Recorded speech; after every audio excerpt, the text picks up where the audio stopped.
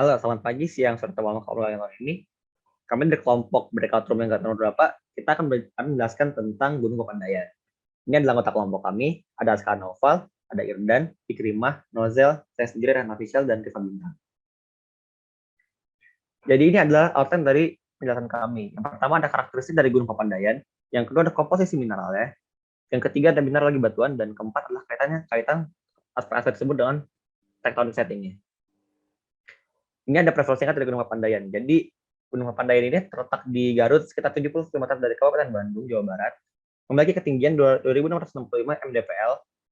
Status gunung ini masih merupakan gunung aktif dan memiliki berbagai tarik. Satu yaitu kawah gunung yang ada banyak, dua yaitu hutan mati karena erupsi, tiga curugnya, dan keempat adalah hamparan bunga edelweiss. Karakteristik Gunung Papandayan. Jadi gunung ini tuh adalah gunung yang memiliki tipe status vulkano. Seperti halnya gunung-gunung pada Pulau Jawa. Gunung berapi ini memiliki lava tipe andesitik dan yang selalu mengandung augit pada setiap letusannya. Gunung ini memiliki tipe letusan yang berkisar dari freatik sampai freatomagmatik.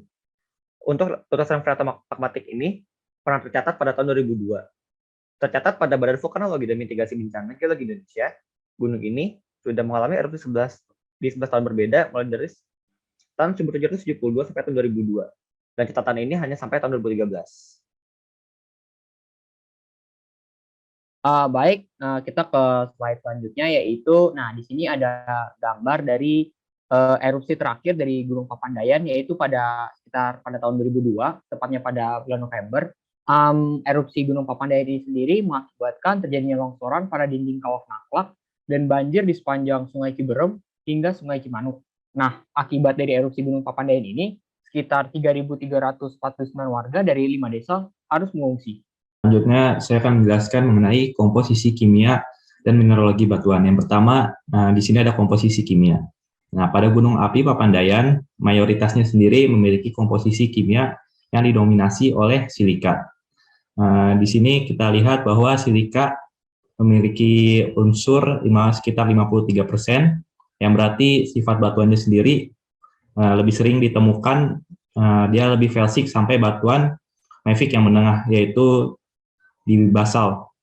Terus juga menurut penelitian Kementerian ESDM bahwa kurangnya ditemukan lava yang kaya akan magnesium oksigen, sehingga hal pembentukan mineral olivin sangat kurang.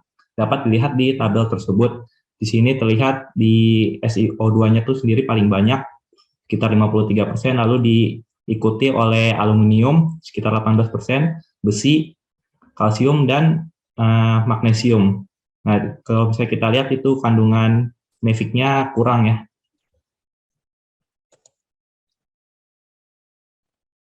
Untuk komposisi mineralogi, berdasarkan komposisi lavanya yang bersifat felsik dengan kaya akan SiO2, maka seringkali ditemukan lava yang bersifat felsik.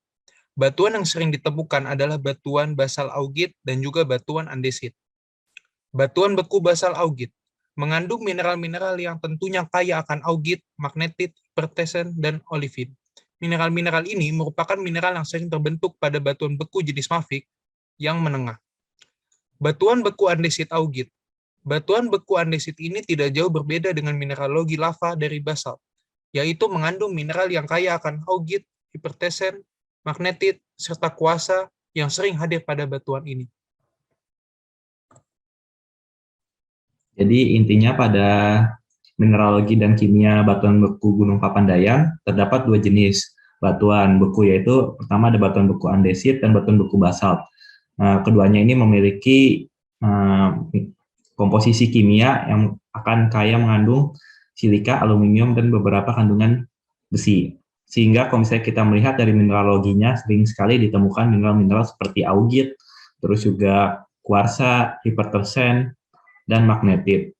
Terus kurangnya komposisi MgO dari lava membuat kurangnya juga terbentuk mineral-mineral seperti olivin. Mungkin untuk piroksen masih ada, tapi untuk olivinnya sendiri kurang sekali ditemukan.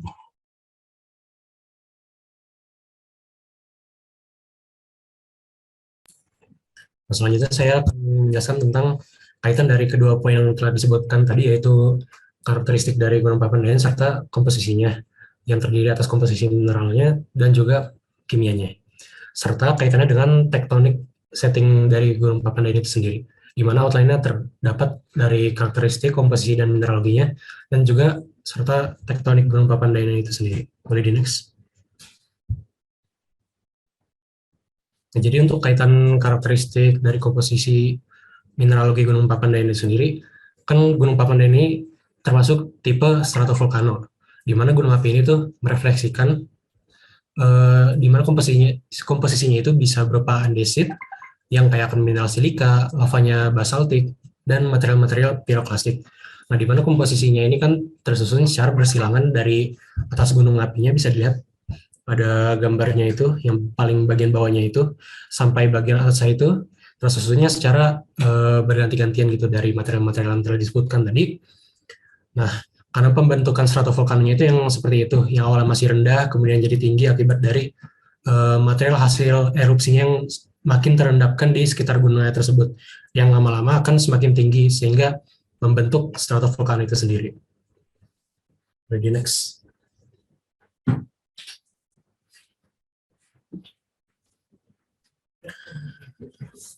Selanjutnya, hubungan antara poin-poin tadi itu ke tektonik Gunung Papandayan. Di sini kita dapat melihat via Google Maps lokasi Gunung Papandayan. Gunung Papandayan ini memiliki tipe stratovolcano yang seperti disebutkan tadi, terbentuk dari zona subduksi yang ada pada selatan Pulau Jawa. Di Indonesia sendiri, terutama yaitu Pulau Jawa, memiliki jenis magma yaitu andesitik sampai felsik, sehingga menghasilkan litologi batuan dengan jenis andesit dan felsik. Berikut lokasi Gunung Papandayan beserta daerah subduksi Pulau Jawa. Gunung Papandayan tersebut berada di Jawa sekitar bagian selatan, dan zona subduksi tersebut berada di laut di bawah Pulau Jawa. Selanjutnya, Gunung Papandayan ini dengan magma andesitik sampai felsik ini memiliki lava dengan viskositas dan volatil yang tinggi. Maka dari itu, hasil dari lava yang mengalir cukup lambat ini nantinya menyebabkan gunung api tersebut cukup eksplosif. Nah, perselingan antara lapisan-lapisan lava dengan abu yang sudah disebutkan tadi menjadikan gunung ini semakin tinggi. Berikut gambar dari erupsi Gunung Papandayan.